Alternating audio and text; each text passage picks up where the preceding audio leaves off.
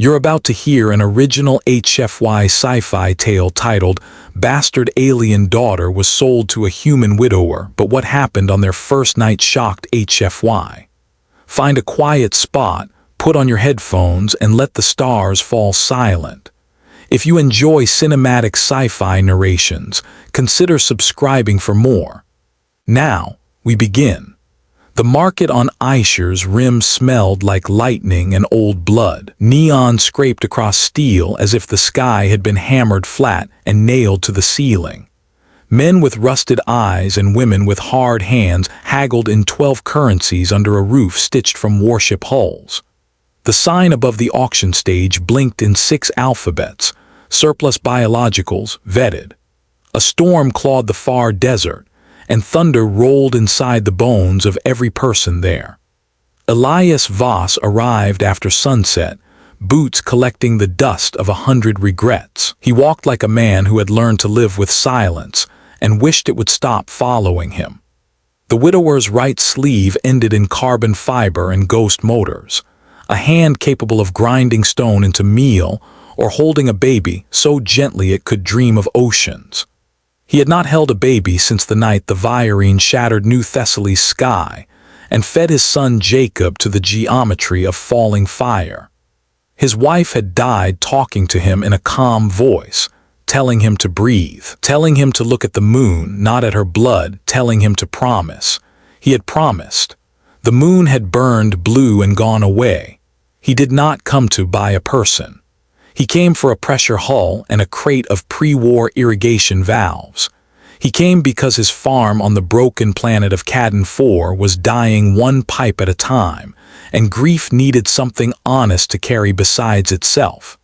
But the dockmaster's ledger was a riddle of shortages, and the only hull shaped anything like what his field crawler needed sat behind the stage, chained to a lot tag with 3 other items: a busted fuel bladder, a self-welding tool, and a pale, silver-eyed girl with a collar that hummed a little when she breathed.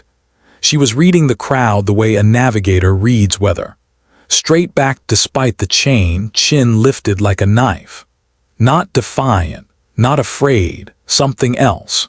Her pupils were vertical, like a cat or a machine that never needed to blink, and there were tiny hairline seams along her temples, the kind the Virene had, where their senses sync to their ships and cities and each other like cables. The auctioneer's voice made a joke of her life and called it Lot 72.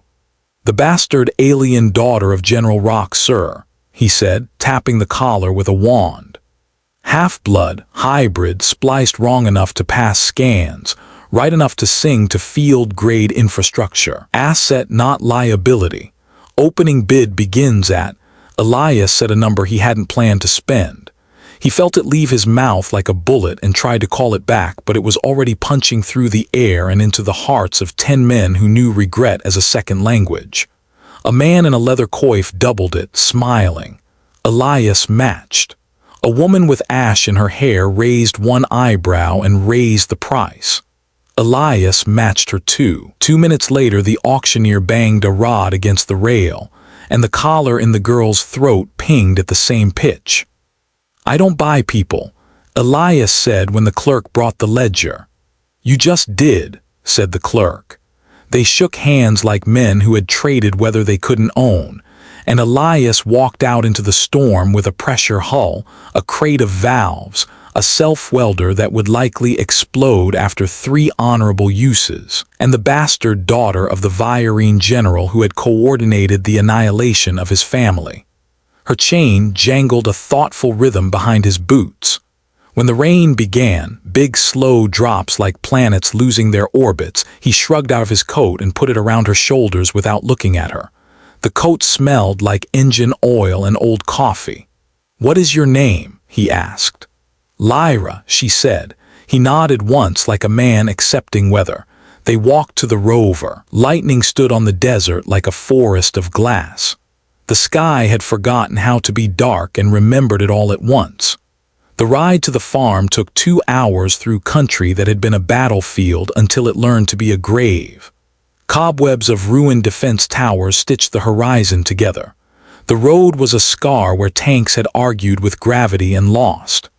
Lyra watched everything the way a thirsty person watches rain, not greedy, not desperate, just awake. Cadden 4 wind carried iron, and it sings in the teeth of fences. Elias Farm was 1/2 kilometer of patient rectangles and rust. The house was simple and good with its quiet. A roof that still remembered how to shed water, 2 rooms that had stored laughter once and now stored dust like a church stores echoes. He showed her the spare room as if it were the only thing he had left to give and therefore holy. A thin bed, a window like the eyelid of a shy god. On the wall, a nail where a child's drawing had once hung and left a clean rectangle. He pointed at the basin.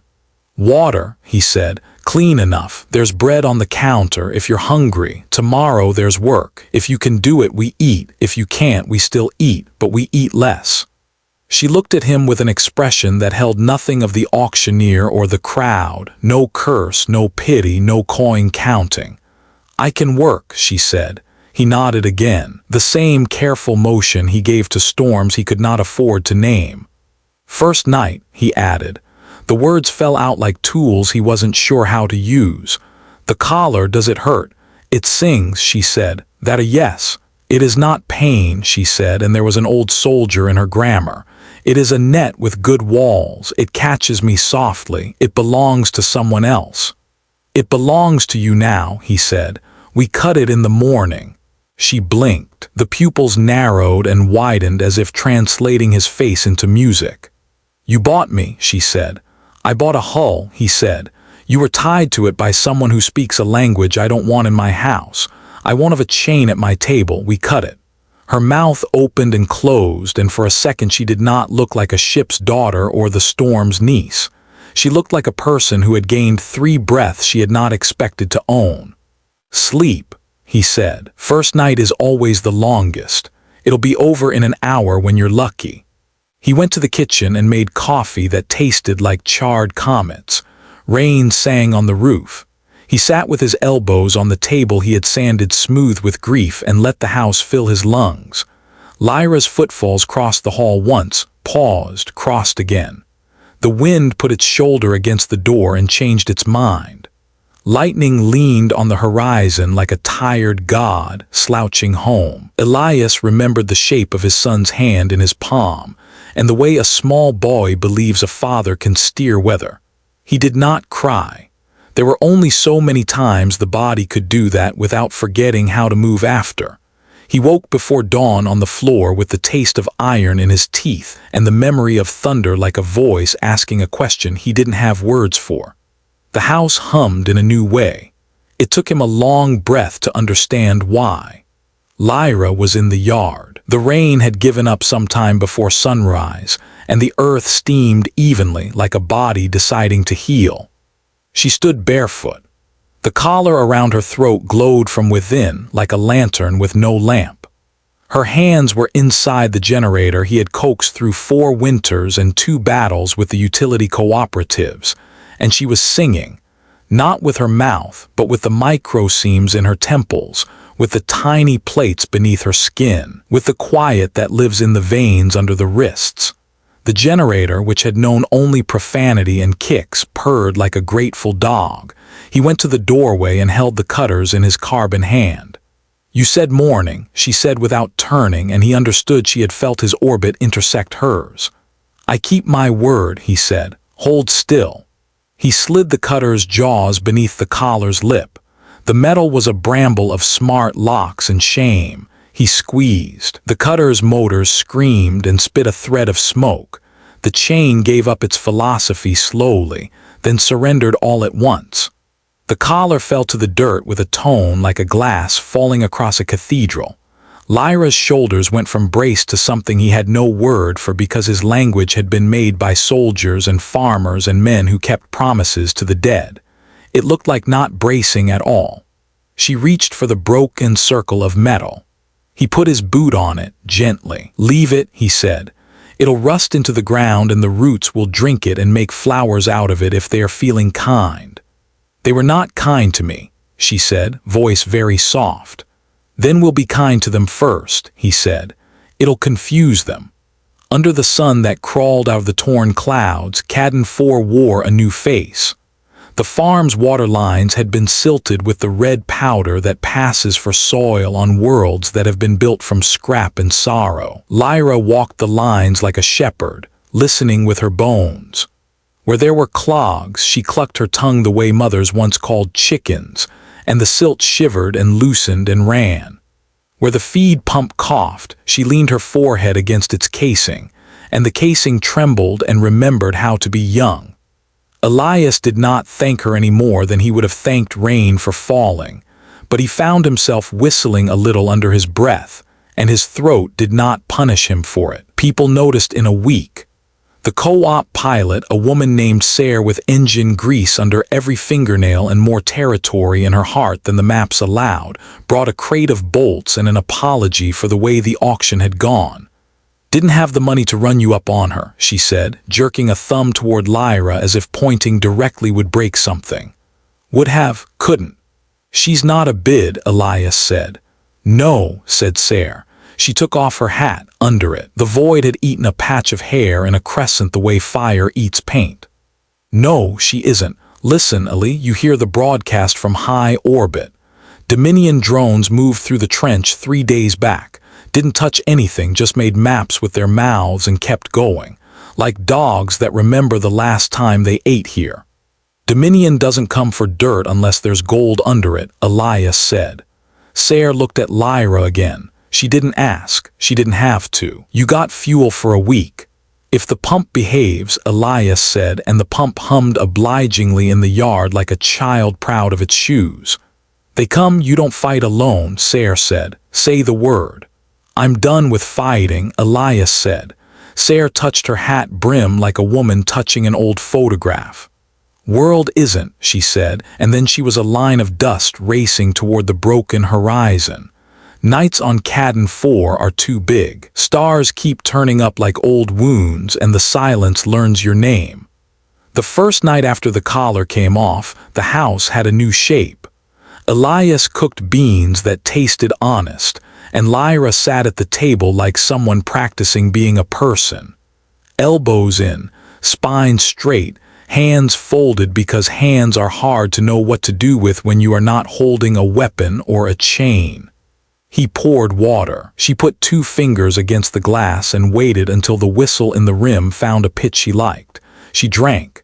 You said first nights are long, she said. They are. This one is not, she said. Why? She looked at his hands, one human and calloused, the other a machine that had learned his habits and therefore counted as a friend.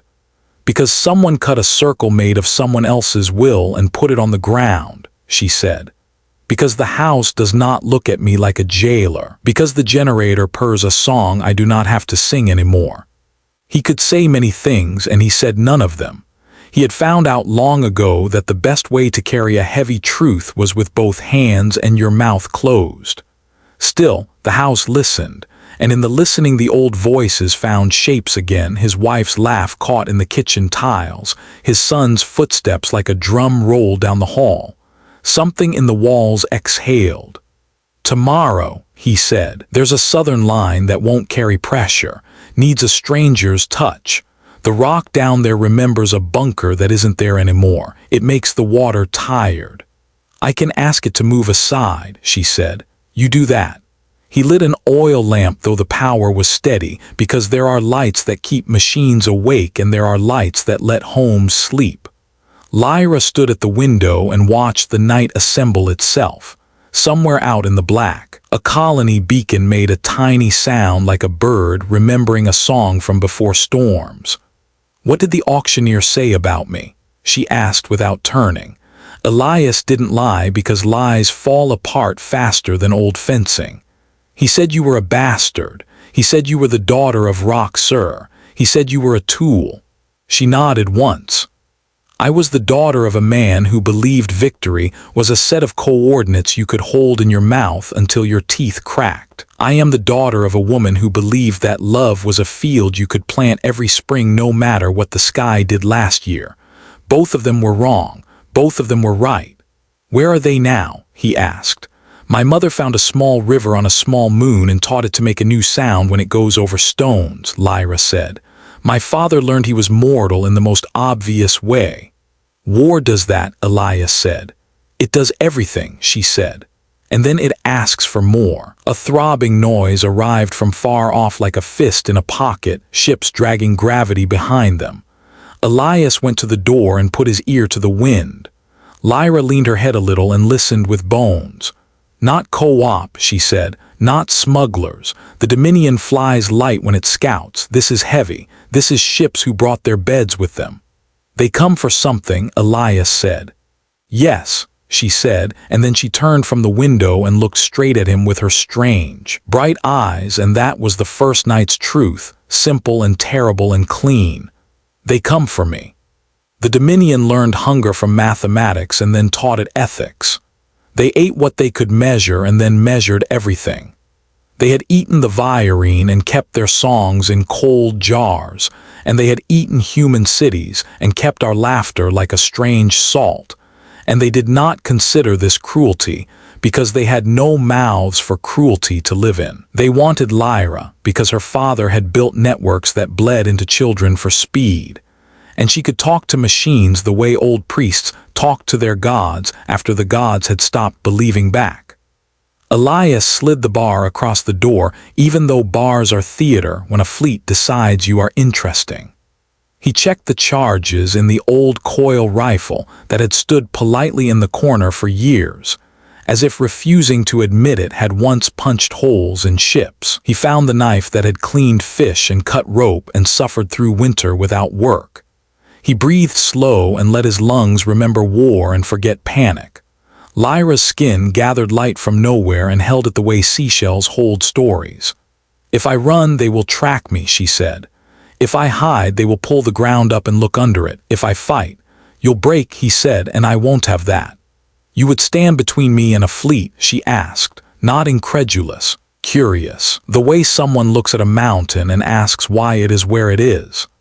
I would stand, he said, between anyone who thinks they get to choose who you are and the person you decide to be. That includes you. If you decide you're just a weapon, I'll stand between you and that idea. If you decide you're just a ghost, I'll stand between you and the wall you're trying to walk through. Why? She asked. Because people did it for me, he said. Because my wife told me to breathe when she was the one who needed air. Because my boy laughed at a sky that was trying to steal it and made it give some back. Because I told someone I'd try. Her eyes softened in a way that made the night change color. You are damaged, she said. Like most things worth saving, he said. The ships came after midnight. Their shadows passed like moons. Gravel jumped on the roof. The generator hiccuped once, and Lyra put her palm on the wall and steadied it. Outside, the drones ran search patterns with teeth of white light. The field lay like a patient animal pretending sleep. A voice arrived in the house without bothering the door. Humanoid, biological, and unauthorized virine derivative. It said, its grammar polished with the sand of 100 languages. Transmit compliance. Lyra's mouth made a thin line. Elias went to the kitchen and turned on the kettle because there are times when the universe needs to see you are not impressed. We are a registered agricultural unit, he said. Standard exemptions apply.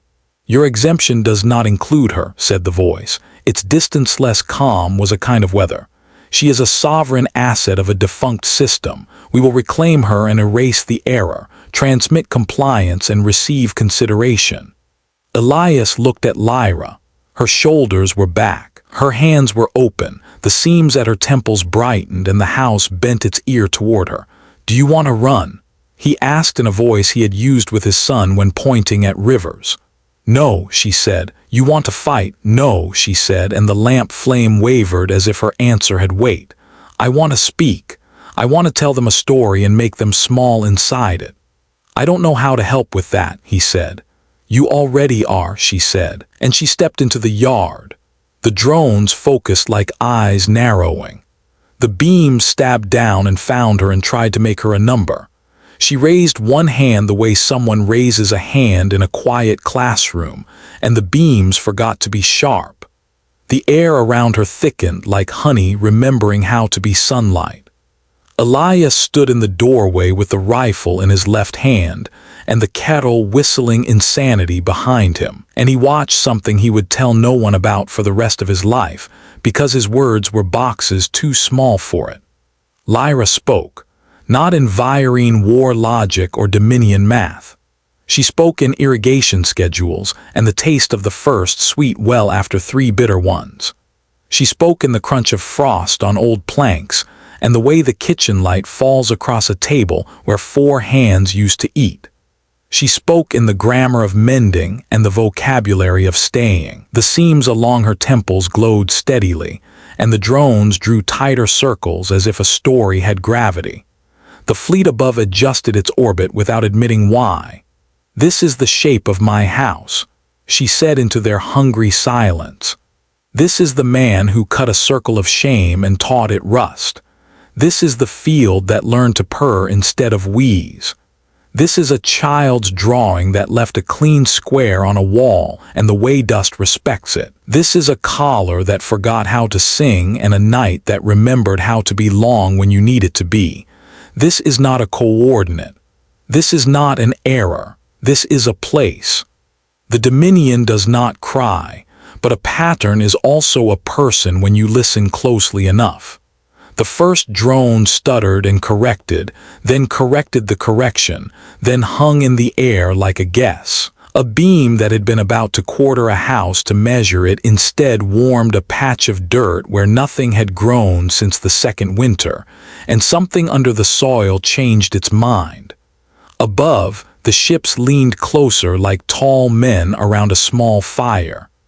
"You will transmit compliance," the voice repeated, but it was less certain now, as if it had tried a door and discovered a family had moved in behind it with laughter and stubbornness, and could not be extracted without also extracting meaning, and discovering the two were the same. Elias put the kettle off the flame because some sounds are not for battles. He set it on the table, watched the steam scribble on the air and disappear into the rafters. He picked up the rifle, and the rifle felt heavier than it had in 10 years and also lighter because he knew what he was standing for. He walked to the threshold and stood at Lyra's shoulder, not in front of, not behind. The night smelled like iron and rain, and the first time you say a name and hear it belong to the person who is wearing it. "You leave," he said to the sky.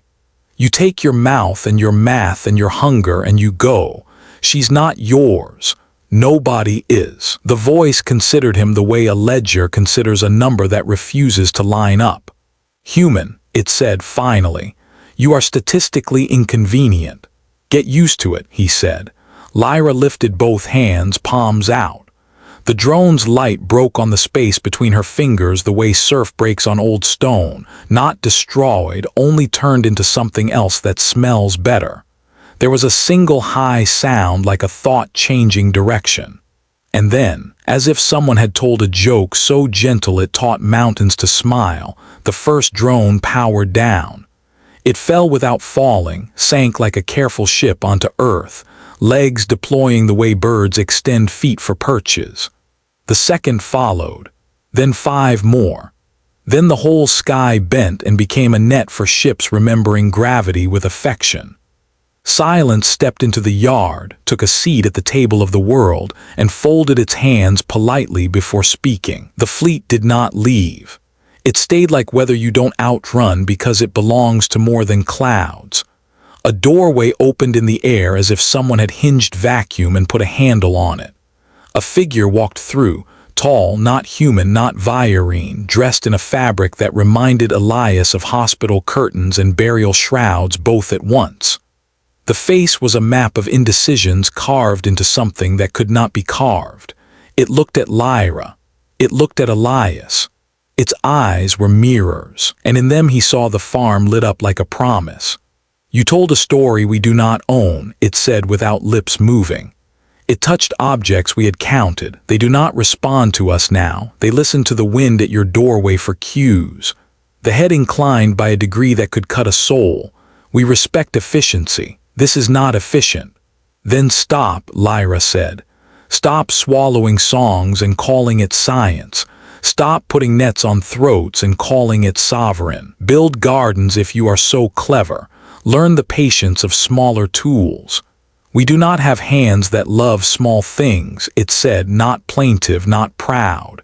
We have hands that build numbers. Build smaller numbers, Elias said.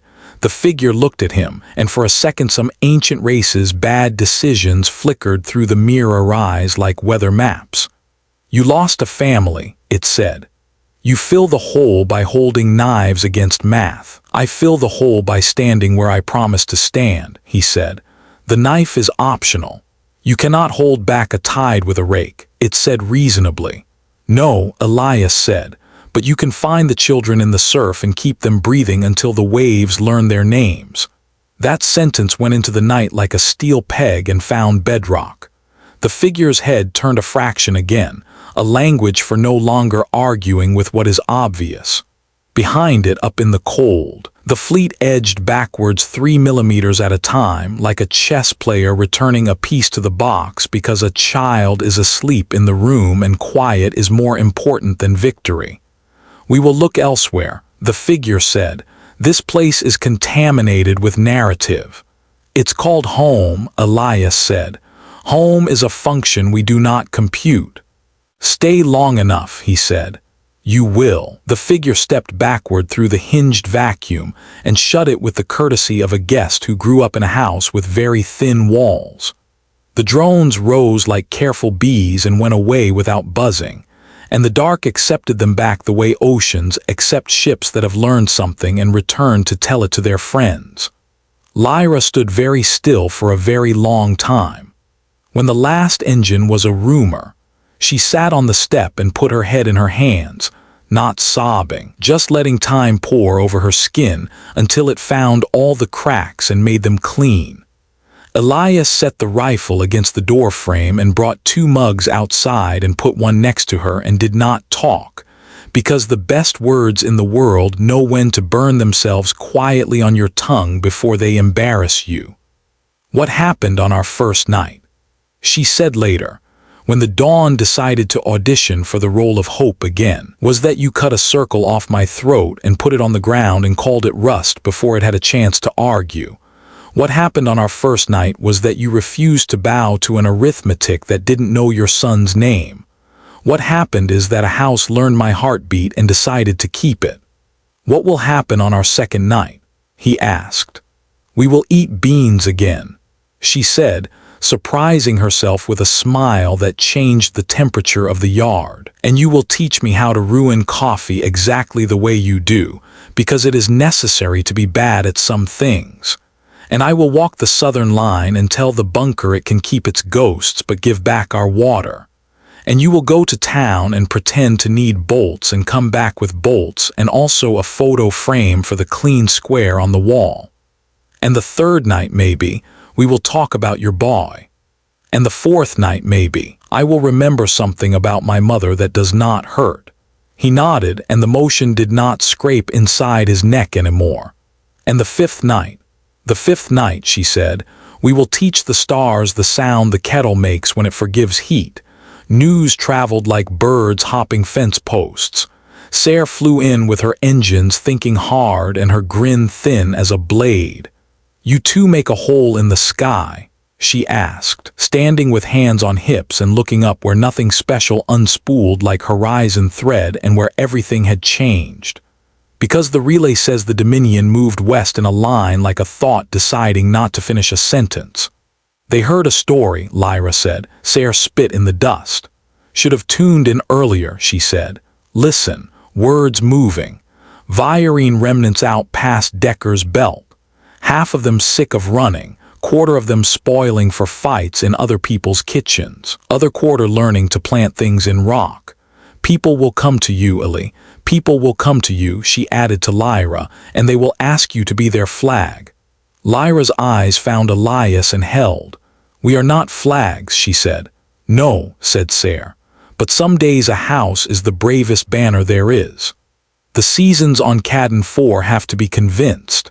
Spring doesn't believe you at first, then arrives with its baggage of soft green knives and starts editing the winter's work. The southern line coughed up its bunker memory and let water pass through like forgiveness.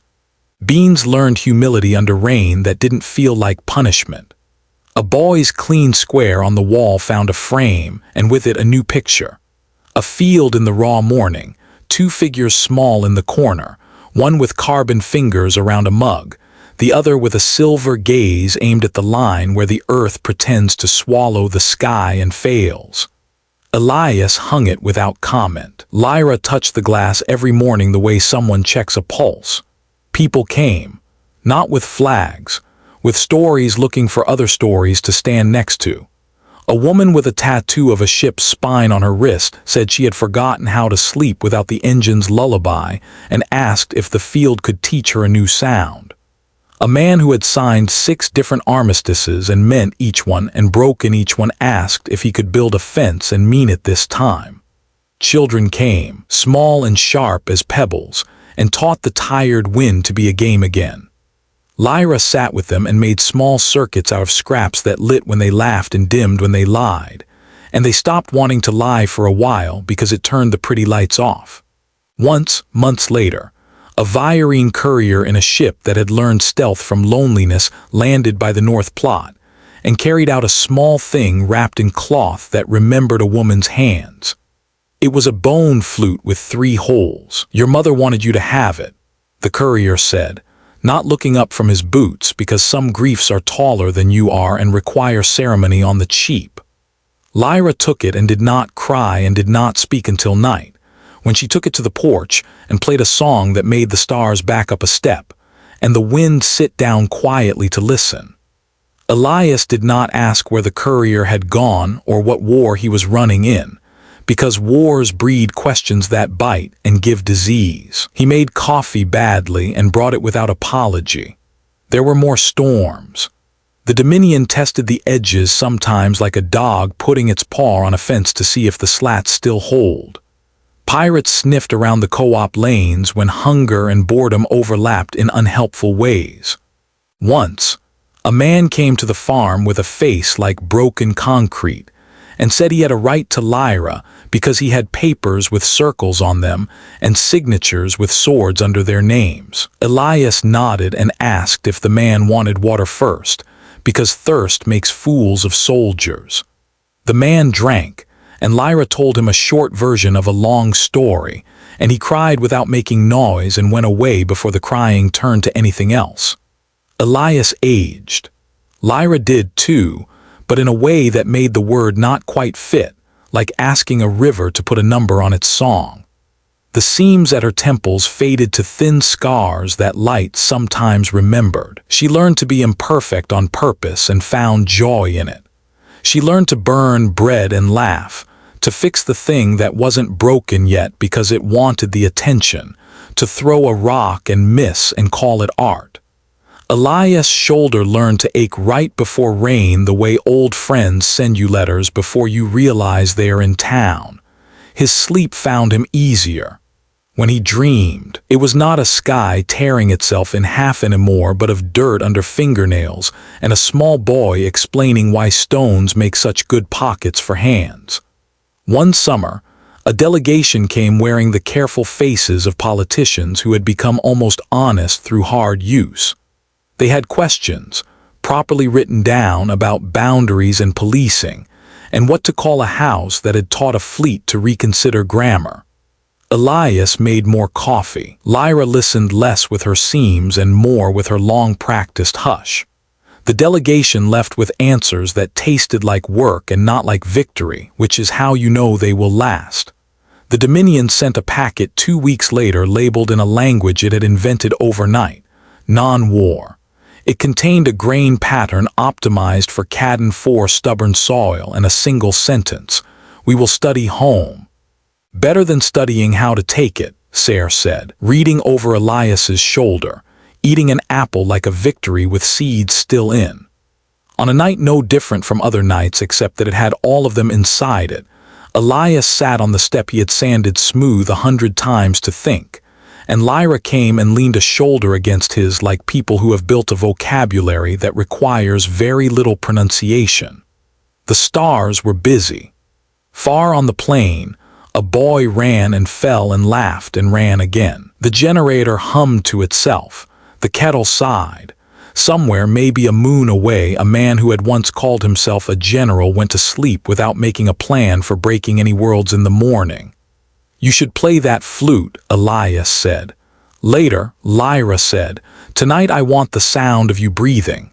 "That's a poor song," he said.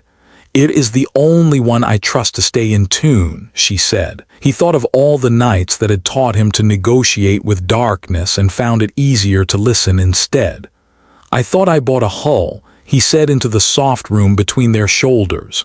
"You did," she said. "It keeps the weather out, it keeps the heart in." He chuckled, a sound the house had missed. "What happened on our first night," he said, "still shocks me." "What happened?" she asked, smiling without moving her mouth. "I stopped waiting to die and started waiting to make breakfast," he said. Lyra did not answer with words. She put her hand over his carbon one and waited until the motors realized they were holding a thing that knew how to forgive metal, and they softened their song. The galaxy learned slowly because it had no other option. It learned that a farm can be a treaty written by beings. It learned the shape of a widow's promise is the same shape as a wall you lean your back against when the wind changes its mind. It learned a bastard child can teach inheritance to behave. It learned that fleets can be told stories, and that numbers can be taught manners, and that every map lies if you forget to draw the porches and wells and windows where people put their faces to talk tonight.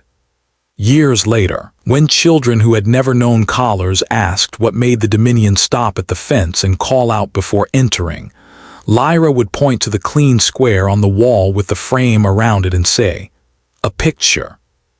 And when they asked what was inside the picture, Elias would say, "A small thing," and refuse to elaborate because some answers are seeds and only grow if planted by hands that want dirt under their nails. The children would sigh and pretend to be angry, and then go outside and practice the sound of kettles on their tongue, until the wind learned it and took it to other farms. And when people who loved war the way some people love storms tried to say that what happened on Cadden 4 was a fluke or a trick, or a temporary embarrassment to be corrected later with better math, they would find their voices not carrying as far as they used to. Because across the rim, under roofs hammered from hulls and optimism, human throats had learned a new sentence, and they were saying it the way prayer is said when the praying is over and the work begins. They were saying that there is a practice older than conquest and more stubborn than grief. They were saying that if you come to their door with numbers and knives, they will give you water and a chair and a story whether you like it or not, and you might go away different, and if you don't, they will stand anyway. On a black, windless night near harvest, Elias woke and could not find his breath, and when Lyra came to his bedside, her hands knew what to do and also knew when to let the knowing go. He looked at her and saw a dozen mornings and 100 storms in one first night, and he was not afraid. "Watch the southern line," he said, "because farmers are practical. It gets ideas when the ground freezes." "I will," she said. "And tell Jacob," he said, eyes on a corner of the room where boys wait out of sight, polite as saints, that his old man did the chores most days. "I will," she said. "And tell your mother," he said, "that the river made a new sound here too." "I will," she said, and she kissed his forehead like a benediction agreed upon by planets. He went as if following a gentle instruction. Now, breathe differently. In the morning, the farm woke and did not know how to be a farm without his steps inside it. Lyra taught it. She walked the fence. She mended the simple things. She wept like rain you can plant in. Children came and sat with their hands awkward in their laps until they found work to do, and then the awkwardness went somewhere useful. Sarah flew low and took off her hat and put it on the porch and left it there a week because some comforts belong to houses more than heads. Lyra played the bone flute that night, and rivers changed their minds in 3 counties. People will tell you a wide variety of lies about what makes humanity frightening. They will talk about our hunger and call it ambition. They will talk about our noise and call it culture. They will point to our weapons like they have ever been anything but embarrassed prayers spoken loudly. They will be wrong. What makes humanity frightening is that we do not end where pain tries to paint the edge. We build gardens on the margin, and we invite the margin in for beans. We take collars and call them rust and then pretend rust is a species of flower until the world agrees. We stand between weapons and the people we love until weapons learn a better profession. We endure the first night and make it teach the others how to behave. Cadden 4 still has storms. The fence still sings iron. The auction hall still sells things nobody should own but fewer, and the clerk's eyes are gentler. A fleet far away still eats what it can count, but sometimes it stops at porches and asks for a story first. Lyra walks the southern line with kids who had never been born if a widower hadn't bought a hull, and she shows them how to listen for ghosts without inviting them to supper. She keeps a frame on a wall where a square is clean, and she does not dust it because dust is a language too. When night falls, she sits with her back to the door frame and her feet on the step and her eyes on the line where the sky tries to swallow the earth and fails. And she plays a flute that belongs to a woman who taught water secrets and a man who taught a daughter what not to inherit. And when the wind asks what happened on their first night, she tells it this and nothing more. A collar fell and a house said yes. The galaxy can call it anything it wants. In the end, it learned what every house knows at dusk when the light is right and the kettle is almost singing, that there are victories which cannot be paraded and are therefore safe, that the bravest flags are roofs, that the wildest weapons are old hands breaking bread, that the most terrifying army is a family that refuses to become ghosts just because it would be easier. And if the Dominion wants to know why it cannot chart this, it is welcome to pull up a chair and try to drink without learning the taste of the cup. And that day, the galaxy learned humanity doesn't conquer, it endures. Headphone, if you enjoyed this story, make sure to like, share, and subscribe to the channel for more epic HFY sci-fi tales. Until next time, stay human, stay unbroken.